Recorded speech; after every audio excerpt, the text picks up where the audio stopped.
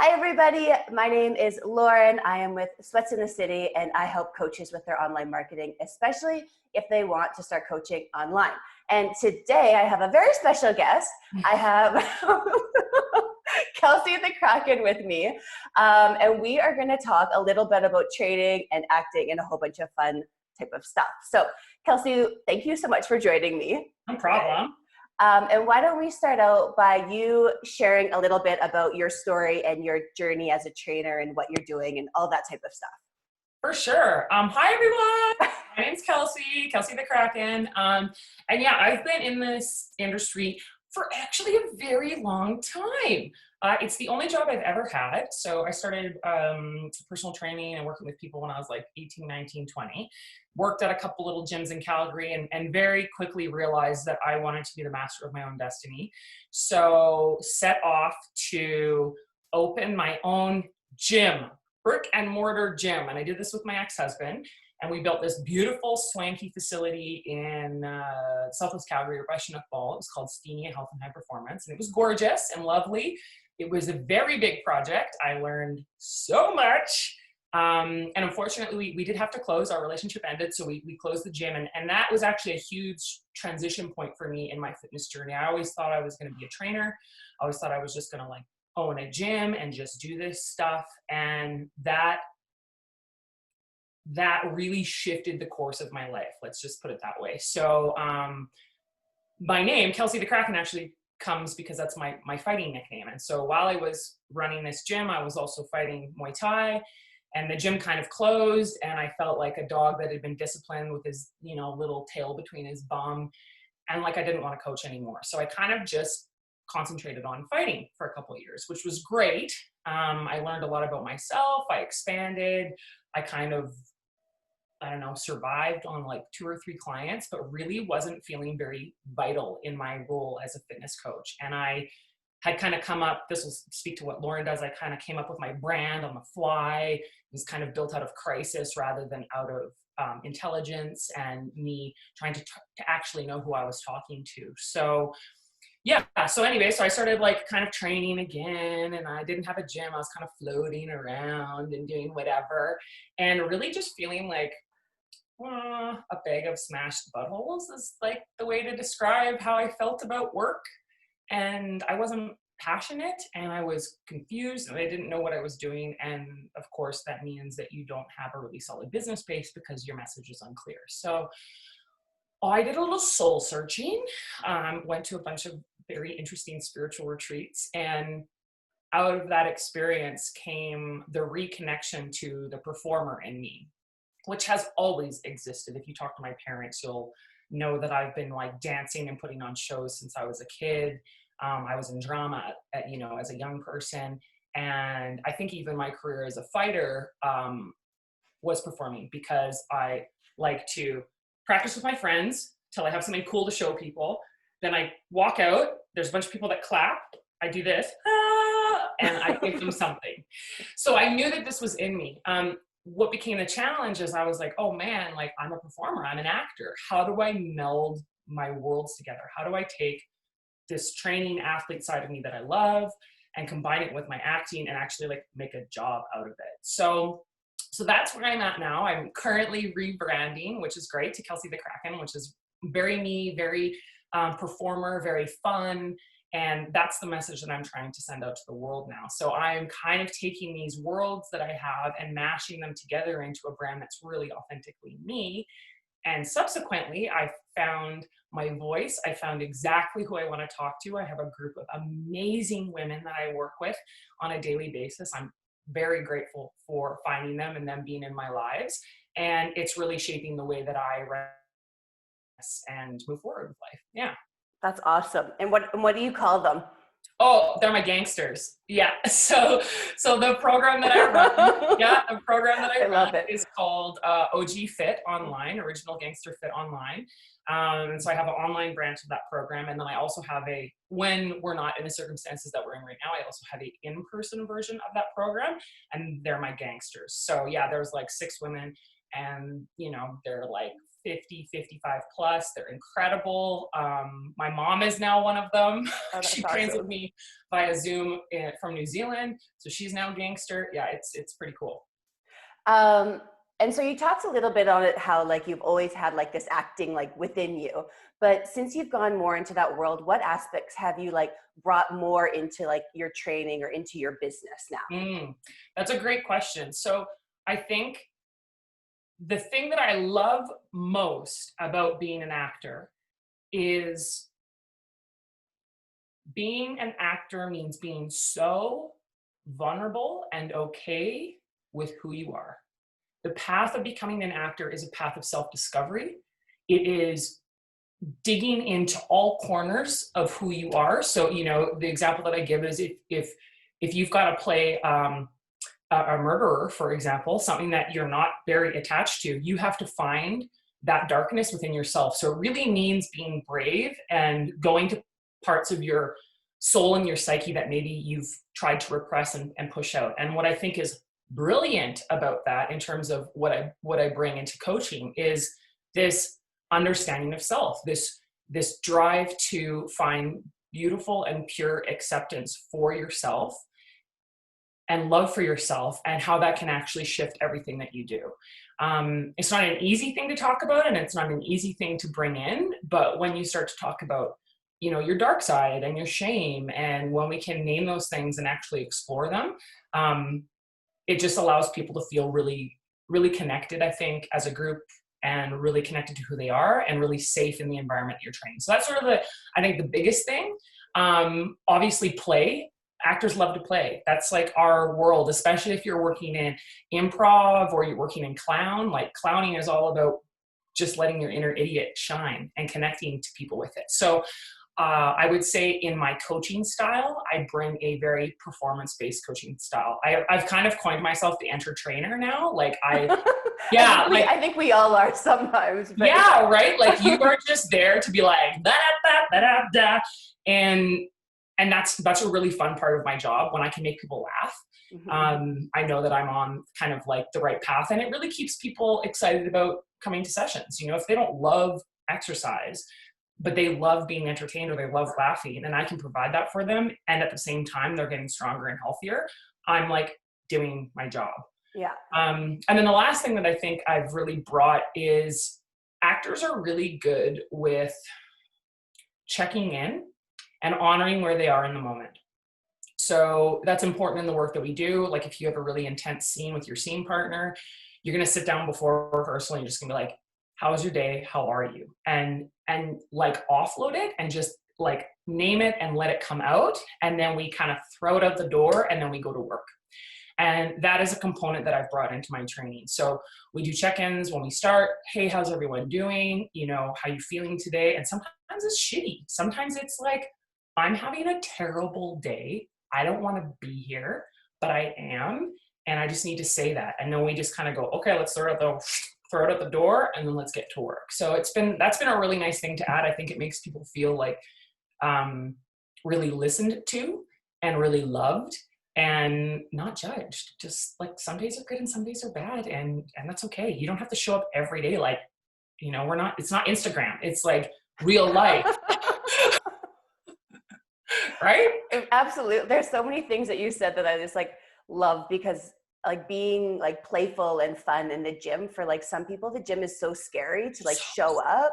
And like when you show up and you have like this great balance of being like fun and exciting, plus like smart and intelligent with like programming, and like that's such a good like combination that I could see that like people would definitely like benefit. And then also just like being real, like what you said of being like showing up and having a bad day. And like even as an athlete, like I'm sure you're like when I learned that, I'm sure you like we don't have good days all the time. No. And like that's okay. So we don't. I remember one time I loved it. Oh, we're getting a little visit from my dog here. I remember one time I was training. It was like before the 2016 World Championships, and it had been a tough goal. Like I was going through a divorce. My gym had closed. I was like bankrupt. I was like literally, and I had been like just like being tough Kelsey, nails Kelsey, and I walk into the gym and I'm having like a bad day, and my coach, who I love, sees it, and he comes up to me. He's this cute Polish guy, and he knocks on it and goes, knock, knock, knock. May I come in? Because he could see I had put up this wall in front of me. And then I laughed, right? I was like, yes, you can come in. He's like, do we need to talk about anything before we start practice? And I said, yeah. And I just needed to like, and cry. And then it was done. And then we went to work. Yeah. And I really appreciated that about him as a person coaching me, that he could see that something's up. He could see my energy was different. He didn't ignore it. He wasn't just like, get to work. Like there's no room for emotions here. Actually, there is for humans. Yeah. And if you can't honor that someone's a little bit off and have a conversation with them, or at least show them that you see it. Totally. You know, like that has a place in like the army. Okay. We're not in the army. We're in the gym. Yeah. We're just trying to be better. We're just trying to be better. So yeah. Oh, that's amazing. Okay. And then my final question that I think will help myself and a lot of other trainers, because we need to be showing up on video more. That's kind of where social media marketing is heading. And so do you have any tips or advice that you could give other people wanting to show up on video that would just help them? Yes. So this is a great question. And I got a crash course in this, not only through being present online and coaching online, but also because when COVID hit, my acting school shifted to Zoom. So very quickly, it was like, whoa, we're getting a crash course in how to create like content that makes sense and that's well lit and audio, blah, blah, blah. So I'm going to give you some advice that we actually use in the acting world when we make our own audition tapes. They're called self-tapes. So one is making sure you have good audio. Okay, that's very, very, very important. The mic I'm on a mic right now through my desktop, and it's okay. But stuff like this. Oh yeah. Via Blue Yeti. My friend Locke actually lent this to me because I couldn't order one because shipping was shut down. Because everyone's ordering one in the world. Yes, and if you're using, if you're shooting exercise videos and the audio is really bad or grainy, or you can hear planes flying over. I mean, there's a cool live element to that, but if it's something that you're going to use, I think long term, then you're going to want to invest in a good mic. And you might even, depending on how you shoot your videos, you might even actually go in and dub it after the fact, because you can really clean your audio up and have it like perfect, which is really nice. It would look great. Second, obviously, is having like a decent camera. I shoot on my iPhone right now. I'm actually going to upgrade. I hear there's a new iPhone coming out in August, so I'm going to wait. And I have friends that shoot everything on their iPhones, and they actually look great because the new iPhones have really good cameras. If you don't want to shoot on an iPhone, investing in a good digital camera, like I think I might invest in a Sony a6500, which is actually an older camera, but it's good. And you could do like your selfie shots with that. You know, if you need content for your Instagram or whatever, you can set it up self-timer, you can self-shoot, but you can also shoot your online content with it. So I'm actually looking online to try and find a used one right now. Lights. Okay. Buy some lights. Please buy lights. So I have 2 sets of lights in this room. This room is a terrible example, by the way. I was telling Lauren before we got started. For whatever reason, this room is pink. So when I shoot videos in here, I edit them after the fact to stabilize the color so that it's called white balance. So I check it so that it's, you know, like this spot on my shirt is white. So I'll like dot it, and then it will change all the color in the rest of the. Oh, crazy. Yeah. So it'll understand that this is white, and it will like fix the pink in here. Otherwise, like I said, I'm kind of pink. My arms are pink. Like, everything's a bit pink. I would not put this on the internet. We're in Canada though, so it's like, it's acceptable. It's acceptable. Yeah. So good lights will help you do that, right? Shooting in a room that has natural light. Lauren and I were talking about that. She faces a window, and that's why the lighting's so nice for her. And then I use, I don't know actually if you can see this. So this is my little studio. So I've got one light, see there? Cool. So I bounce light off the ceiling. Yep. And then I have my crazy other light, which is great, which is my ring light. Right. And so depending on where you're shooting, you know, you might need to invest in some stuff just so that it's actually looks really good quality. And you can shoot that way, you know, if it's nighttime and you need to make content, you can. You're not completely reliant on the daytime window light. Yeah. And so are there any recommendations that you could give of like what type of light? Because if you go on Amazon, there's like $50 to like, yeah. Yeah, I'm trying to think. I feel like the kit that I bought, the ones that were like going up to the ceiling, I wanna say the brand is like Canadian Pro. I can look it up and actually send them to you, Lauren, and you can Sure. include this Link in it below. whatever. Cool. And then the ring light I got, I just got it from BizTech in Calgary here, and Oh, it's okay. and it's great because it actually like changes colors, so it goes from like white light to pink to yellow light, Okay. and then it goes super bright to dark, and it has like a little trolley that you can put your selfie or your Oh, nice. your camera on, so you can change it. Yeah. And then you need a good tripod. So Okay. yeah. And the Awesome. other thing, last thing, hold on. That's okay. Hold on, let me show you. This is like, if you're gonna do stuff online, just like, it's not that expensive to get started. Everything's available at like BizTech or Amazon. The last thing that I'll recommend is if you're shooting exercise videos. Okay. Yeah. So this actually is $50 on Amazon.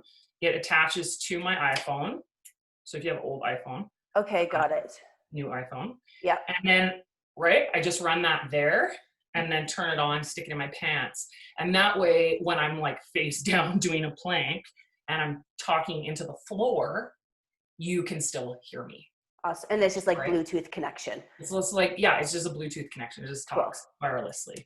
So those are like, I think my ring light was the most expensive. This blue Yeti would be the most expensive, but you could certainly just go with the lights that I'm shooting up to the ceiling and this guy, and that's, I think, $200. Right. Yep. And it's worth it. I would say it's worth it. And I mean, you're always going to upgrade and invest, but if you're just getting started and you're like, I want things to look and sound pretty good, that's a really nice beginner kit. And then there's tons of cool programs online for either video editing, or I think you've seen recently, I've been like subtitling all my exercise videos. Yeah. And that's a great little program. I just go in and then I can add titles and I can put my logo in. And what program is that? BEED, .io. Okay. I think it's like, I don't know, $20 a month. Yeah. But the subtitling software is very good. So if you use a mic and you speak slowly and clearly, which I did not do, by the way, so I had to go back and get quite a few of them. But if you speak relatively slowly and clearly with good audio through that program, the subtitling will be almost perfect. Oh, that's awesome. It's just the punctuation that you have to check. Whereas when I didn't have the mic on and I subtitled one of those videos, it was like thinking I was saying all sorts of crazy stuff, which was funny. As I was watching it, I was like, where did they get that? Oh, I guess so. Okay, yeah, you're right. Yeah. That's funny. Yeah. And subtitles, just for everyone knows, subtitles are really good because people don't always look at your videos with the sound on, especially with like Instagram stories, because they'll just kind of flip through. Yeah. Yeah. And so that's why subtitles are really important. Yeah. So. Yeah. Awesome, Kelsey. Well, thank you so much for so welcome coming on. If you guys want to find Kelsey, you can find her on Instagram at Kelsey the Kraken, but I'll link all of that stuff below. And thanks so much, Kelsey. And you're so welcome. Thanks, guys.